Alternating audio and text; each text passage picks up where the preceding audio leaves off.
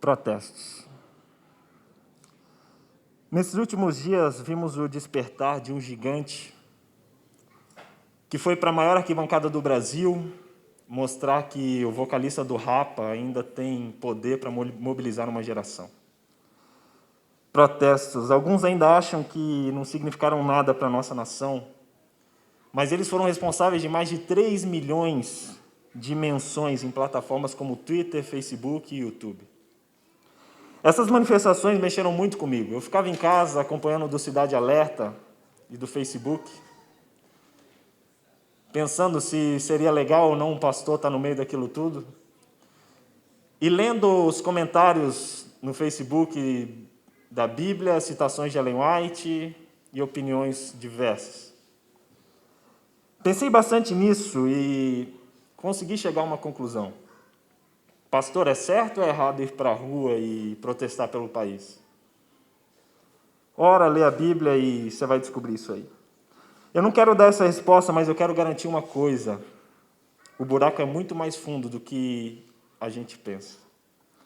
A única resposta que eu cheguei realmente plausível foi que, como cristão, eu fiquei muito envergonhado com isso tudo que aconteceu no país.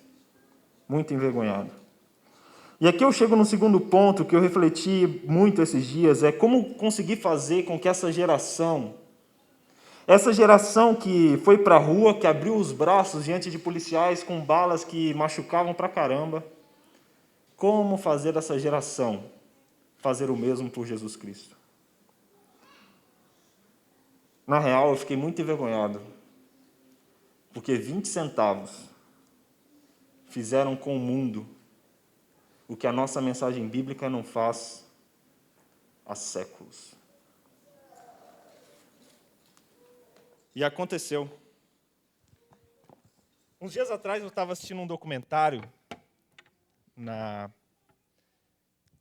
TV, não lembro qual canal, que falava sobre a Primavera Oriental. Vários países do Oriente Médio, alguns jovens se levantaram e se revoltaram contra o governo vigente, geralmente que os reprimia. E eu comecei a ver aquelas manifestações, o documentário contava sobre como elas funcionavam, elas estão correndo há mais de ano. Começou em um país, o outro viu, o outro ia, e o objetivo daquele documentário era mostrar como elas ocorriam e que a culpa de tudo é do Facebook e do YouTube. As pessoas iam para a rua e postavam, e alguns levavam e postavam, e aí os países cortaram a internet e a coisa foi indo. Eles conseguiram, alguns tentaram derrubar grandes ditadores.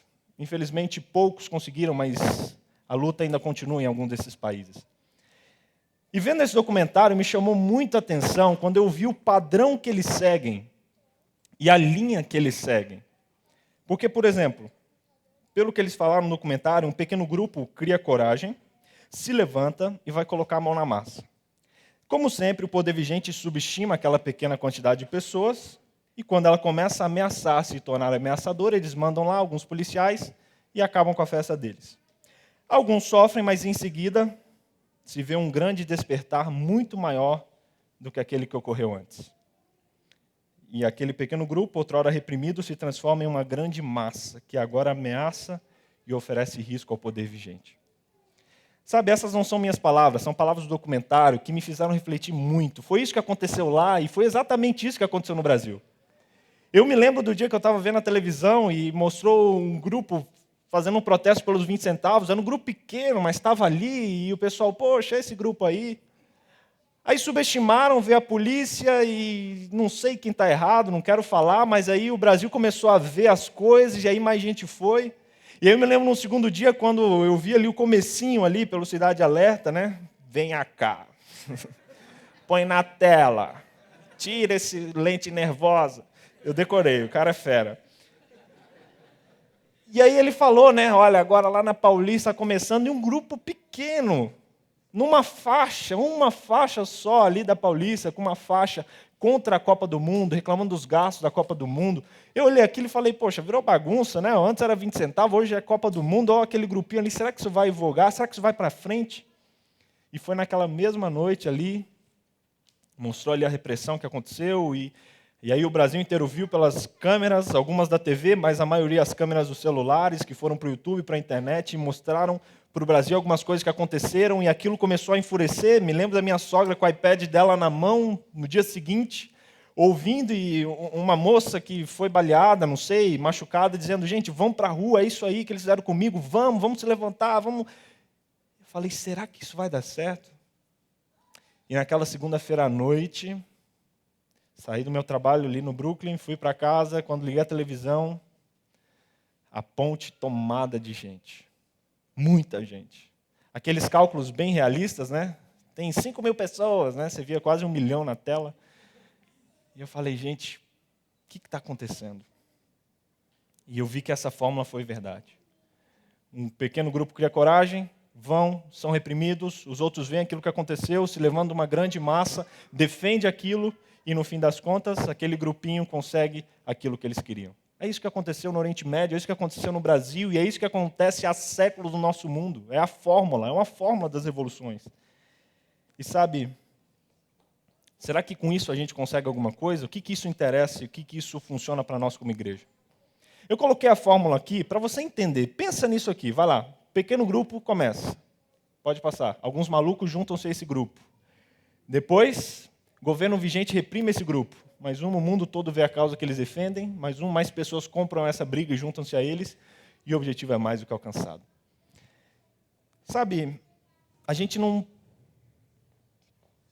sabe o poder que nós como igreja possuímos e que essa fórmula tem. E que ela pode mudar muito mais do que as questões sociais do nosso mundo. Ela pode mudar as questões espirituais do nosso mundo. O que, pastor? O que você está dizendo? Será que não foi essa fórmula usada pelos primeiros cristãos, quando o cristianismo começou? Será que não foi essa fórmula usada ali pelos protestantes, quando o cristianismo estava ali, naquela prostituição do cristianismo, quando você só ia para o céu se você tivesse dinheiro para comprar uma vaguinha no céu, você comprava tudo, vaga no céu, você comprava, tudo era vendido. E aí se levanta um maluco com outros malucos e começa a dizer que aquilo tudo é uma maluquice. E o que aconteceu com eles? Foram reprimidos, muitos deles morreram, Lutero, o principal deles, não morreu. E o que foi visto no mundo inteiro foi uma grande revolução no cristianismo atual. Revolução profetizada antigamente, nos tempos bíblicos, revolução da qual nós, como igreja, participamos. Não existia igreja adventista ainda, mas nós viemos depois desse movimento. E trazemos essa herança até hoje. Diga-se de passagem, o nome desse movimento era protestantismo. Pegou? Essa é a estratégia que eles usaram. Na real, a nossa missão como igreja é fazer um protestantismo em cima do protestantismo. Se você ler o Grande Conflito, algum dos livros de Ellen White, ou até mesmo ali no Apocalipse, você vai ver que Deus ele profetizou que vai ser suscitada uma última geração que vai fazer uma revolução no mundo. Uma revolução que como já foi feita pelos discípulos, como já foi feita por Lutero e Companhia Limitada, e como será feita nos últimos dias. Isso é fato. E a moral que fica para a gente é que a gente precisa ser esse pequeno grupo, sabe? Esse pequeno grupo que se levanta, que prega, que vai sofrer, como dito nas Escrituras, mas que vai colocar medo nos poderes vigentes. Esse pequeno grupo que usa essa inquietação da nossa geração, inquietação capaz de ficar de braços abertos na frente de soldados armados. Geração que usa essa inquietação da geração que temos para pregar o Evangelho.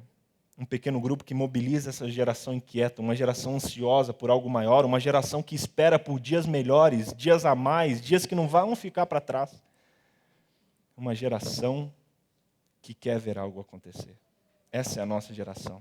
E o que a gente está fazendo na igreja? Estamos nos preparando para fazer algo acontecer, e o mundo está esperando algo acontecer e, sabe? A gente tem de um lado o Mentos, do outro a Coca-Cola, só que parece que eles nunca se juntam. Outro dia eu falo sobre isso, é outra mensagem. E aí a gente vê o que está acontecendo, e esse é um exemplo. E eu queria explicar um pouquinho mais. Os discípulos, por exemplo, depois da morte de Jesus, os discípulos eles ficaram um tanto desolados e eles resolveram colocar em prática aquilo que Jesus havia pedido para eles, revolucionarem o mundo, levarem esse evangelho. A Bíblia diz, e esse evangelho será pregado em todo o mundo. Eles queriam fazer isso na geração deles. No entanto, quando Jesus morreu, eles tinham a razão para poder talvez juntar uma galera, ir para o palácio de Herodes, abrir uma faixa ali escrita num papiro e dizer, olha, injustiça, está errado, vamos lá.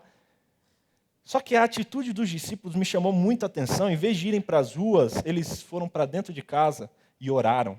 E falaram, Deus, o que a gente faz para colocar em prática aquilo que Jesus nos pediu? O que a gente faz para pregar esse evangelho? O que a gente faz para colocar isso em prática? E eles oraram, e a Bíblia diz que eles oraram por semanas, até que em um momento que eles nem imaginavam, com uma estratégia que eles nunca tinham pensado, eles recebem o Espírito Santo. A Bíblia diz que como um som de vento dominou eles, aquele Espírito, e levou eles para fora, e eles começaram a pregar em idiomas diversos, em línguas estranhas. E às vezes, alguns pegam isso, línguas estranhas, falar língua que não entendem, mas não. O objetivo disso foi a maior estratégia evangelística que o mundo já viu. Eles estavam tendo uma festa especial naquele momento, onde pessoas do mundo inteiro iam para Jerusalém. Alguns não iam entender naquele idioma natural deles, então eles saindo, um começou a pregar de um jeito, outro, todos a mesma mensagem, mas em idiomas diferentes, e cada um ouvia e ia aonde entendia. E a Bíblia diz que naquele dia, 3.000 pessoas foram batizadas. 3.000 pessoas. Isso, naquela época, gente, aquilo ali era uma revolução. 3.000 pessoas. E o mais maluco disso é, olha só, 3.000 pessoas, e a maioria deles não era de Jerusalém, eram turistas, que se converteram de verdade e que dias depois voltaram para suas terrinhas. E o que eles levaram? Aquilo que eles aprenderam. E a história relata que nos dias dos discípulos de Jesus, o evangelho foi pregado a todo mundo daquela época. Eles conseguiram. Sem internet, sem Facebook, sem TV a cabo. Eles conseguiram. E aí eles pregaram o evangelho, aquele grupo, é um pequeno grupo, o governo nem ligou, depois começaram a crescer, o governo, o que está acontecendo? Vamos reprimir. Mataram os líderes, mataram os discípulos que eram líderes como mártires, queimaram, vai ser exemplo. Só que como a história diz, o sangue deles era como semente. E assim que eles foram morrendo, mais pessoas foram se convertendo e, resultado, o mundo inteiro descobriu a mensagem de Jesus. Foi bem sucedido ou não? Claro que foi. Aí a gente chega no segundo exemplo, o protestantismo, através de Lutero e de outros grandes protestantes, começou ali como um movimento. As pessoas, não, o que é isso? Isso aí não vai dar em nada. Um cara vai mudar toda uma igreja, todo um cristianismo mundial, até parece. Quando menos imaginaram, isso já estava dominando as pessoas acreditavam nisso e começaram a defender isso com a própria vida delas. Eles falaram, vamos matar, começaram a matar alguns líderes. E esses líderes, antes de serem mortos, pregavam da mensagem que eles acreditavam, daquilo que eles viram, daquilo que eles esperavam, e muitos começaram a se converter, até que Martinho Lutero, colocado ali diante da morte, dizendo, olha, esquece tudo isso, diz que tudo era uma mentira ou você vai morrer. Ele defende com a própria vida, e pessoas que estão ali no meio o defendem. E o mundo inteiro experimenta essa revolução, a revolução protestante, onde não se comprava mais lugarzinho no céu com dinheiro, mas sim com a fé que você tinha. E aí, surge um povo. Nós, segundo a profecia, ainda virá um último grupo de revolucionários. Um grupo pequeno a princípio, mas que permanece firme em seus propósitos e com o poder de Deus iniciará uma última revolução. Ele vai ser reprimido por isso, a Bíblia diz. E esse grupo será reprimido como nenhum outro, mas essa repressão mostrará ao mundo a mensagem desse último anjo. E um reavivamento será visto por todos os lados. O mal ficará doidinho querendo suprimir essa multidão, mas a luta acaba com a maior revolução de todas, a vinda de Jesus Cristo. Amém? É isso. É a fórmula que se repete mais uma vez. Você vê, você entende? Nós somos essa igreja, nós somos um movimento, a igreja adventista. Se você já leu ali um pouquinho do que significa ser adventista, é ser parte de um movimento, não é só de uma igreja, é um movimento profético. O que é isso? Um movimento que se levanta para pregar essa última mensagem para o mundo, a mensagem que Jesus está voltando, a mensagem de que a gente precisa acordar. Esse é o nosso objetivo como igreja. Como descrito nos próprios livros escritos por Ellen White, os livros de nossa igreja, o nosso objetivo é ser a reforma da reforma. Ou seja, ser um segundo protestantismo depois do que Lutero fez. E se tem alguém luterano, metodista assistindo aqui, não me entenda mal, o que Lutero fez, o que os grandes protestantes fizeram, foi fundamental e por isso a gente está aqui hoje. Mas eu acredito que se Lutero fosse vivo e tivesse a verdade que nós temos hoje, ele iria defendê-la e iria continuar o trabalho que ele começou. Protestantismo. Ok, pastor, é isso que a gente tem que fazer, eu sei, entendo, mas como é que a gente faz isso? Qual é a prática? Como é que eu coloco isso em prática? O que a gente faz como igreja para que isso aconteça? Como a gente faz essa revolução? A Bíblia nos dá essa resposta através do maior revolucionário que já existiu. Poderia citar várias citações de Jesus aqui, mostrando como fazer isso, mas uma das mais incríveis eu encontro lá em Mateus. Abra sua Bíblia aí, no capítulo 5, do verso 1 ao verso 12. Mateus, capítulo 5, do verso 1. Talvez a gente lê até o 10 ali. Vamos a partir do verso 1. Mateus 5. Só para te dar um highlight, aprendi essa palavra esses dias, highlight, contextualizando.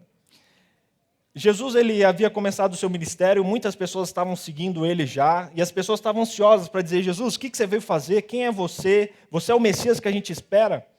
O povo estava sendo muito reprimido antes da vinda de Jesus. Eles acreditavam que o Messias viria.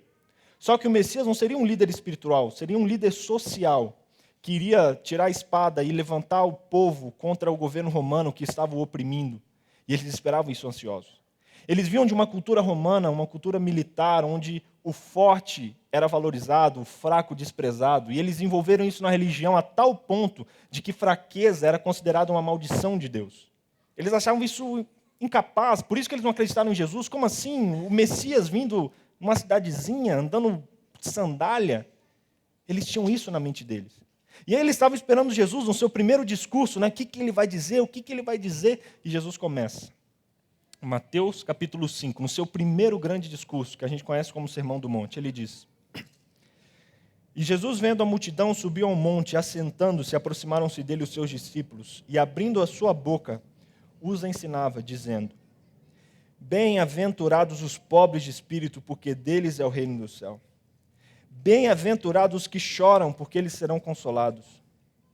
Bem-aventurados os mansos, porque eles herdarão a terra. Só um pause. Você imagina, para a gente ouvir isso, parece lindo, mas imagina eles que consideravam a inferioridade uma maldição de Deus ouvirem isso. Bem-aventurados os mansos, porque herdarão a terra. Bem-aventurados os que têm fome e sede de justiça, porque serão fartos. Bem-aventurados os misericordiosos, porque alcançarão misericórdia. Bem-aventurados os limpos de coração, porque verão a Deus. Bem-aventurados os pacificadores, porque serão chamados filhos de Deus. Bem-aventurados os que sofrem perseguição por causa da justiça, porque deles é o reino dos céus. Esse é o discurso que, para mim, é o maior protesto que a Bíblia descreve. Um protesto contra tudo que o mundo pregava naquela época. Jesus se levanta e diz. Foi o discurso onde Jesus ele jogou uma bomba no colo das pessoas que estavam vindo. Como assim? Quebrou tudo o que eles imaginavam. E ali ele começou a sua revolução. Pastor, como é que a gente faz essa revolução? Simplesmente fazendo o que Jesus fez. Simplesmente seguindo o que Jesus pregou. Amando os pobres, chorando, sendo mansos, tendo fome e sede de justiça, sendo misericordiosos, sendo limpos de coração, pacificadores. Isso não é uma revolução? Você ir na rua e dar algo para alguém, isso não é uma revolução? Você falar de Jesus para uma pessoa, você fazer o bem para uma pessoa nesse mundo capitalista, isso é uma revolução. Sabe, a revolução verdadeira não é só se levantar e ir para a rua com uma faixa. A revolução verdadeira é viver para o bem do nosso próximo. E aqui Jesus descreve, simplesmente resumindo isso aqui, com o maior mandamento de todos, que é amar o próximo, amar a Deus, amar o próximo. Essa é a revolução que o mundo precisa e essa é a maneira de se fazer a verdadeira revolução, amando as pessoas. Amando as pessoas. E aqui fica essa primeira lição sobre a revolução. E a pergunta que eu faço é, o que a gente está esperando para se levantar e ir para a rua? Sabe qual é o meu sonho? Ter uma igreja nos padrões FIFA. O meu sonho é ver a igreja na rua, a igreja ir para a rua. A gente quer alcançar o quê? A rua, a gente quer alcançar as pessoas, a gente quer... E a gente fica na igreja. Não tem nada de errado com isso. isso aqui é o plano de Deus, que a gente esteja próximo uns dos outros, mas o fim não é aqui. O fim é nós pregando o evangelho para outras pessoas. Vamos para a rua, igreja, porque a rua é a maior arquibancada do Brasil. A rua. E eu queria acrescentar mais uma das coisas e um dos segredos de Jesus, junto com o amor, é que ele tinha coragem. Jesus ele tinha coragem para se levantar, colocar o dedo no rosto de pessoas que poderiam matá-lo e dizer o que elas precisavam ouvir. Jesus ele tinha uma coragem que a gente não tem, sabe? E às vezes é tão difícil falar de Jesus para alguém, a gente tem medo, né? Medo do que aquela pessoa vai achar da gente, o que ela vai falar de nós, o que vão pensar da gente. A gente tem muito medo. Sendo que o máximo que aquela pessoa pode dar para a gente é um olhar reprovador ou considerar a gente inferior a ela, não sei, a reação das pessoas. Agora imagina Jesus fazendo isso com pessoas que poderiam ordenar a morte dele. Jesus era assim, ele era corajoso, ele tinha um amor corajoso. Não adianta ter uma igreja que ama se ela não tem coragem de demonstrar esse amor, e não adianta ter uma igreja corajosa se ela não tem amor para dar. Amor e coragem são necessários. E aí, o que falta para você? Amor ou coragem? Precisamos do amor de Cristo em nós e da coragem dele para praticarmos isso, e para aí sim sermos protestantes de verdade. Aí sim veremos o gigante acordar. Aí sim nós veremos o povo ir para a rua, e aí sim nós veremos uma igreja nos padrões FIFA. Quando o povo se levantar e pregar essa mensagem do último anjo. Sabe, publicaram uma pesquisa recentemente na internet sobre o perfil do manifestante. Eu achei isso muito curioso. Eles pegaram as principais, através dos likes ali no Facebook, eles pegaram o perfil das pessoas que curtiam as coisas das manifestações no Facebook e tiveram uma ideia, um perfil básico dos manifestantes. É uma pesquisa bem longa, mas eu resumi alguns fatores, que é o que eles denominaram de o perfil do manifestante. Olha que curioso. O perfil do manifestante deu homem, surpreendam-se mulheres, mas não muito à frente, mas seria um homem, em um relacionamento, desculpa, solteiros, com idade entre 20 e 29 anos, morando em São Paulo, ouve Adele, surpreendam-se. Também gosto um pouquinho, mas eu imaginei que ia ser um negócio mais heavy metal. Tem a Bíblia como principal leitura, curte Star Wars, é verdade. Fica dividido entre CQC e os Simpsons nos programas de televisão preferidos. Joga Angry Birds, curte futebol e Anderson Silva, isso foi antes da luta, de sábado, e pasmem-se, é corintiano, mas beirando ali é São Paulino também. E o último dado, tem como principal ídolo Jesus Cristo. Me chama a atenção alguns dados, como ter entre 20 e 29 anos, ser paulista, ler a Bíblia e ter como principal alvo, como principal ídolo Jesus Cristo.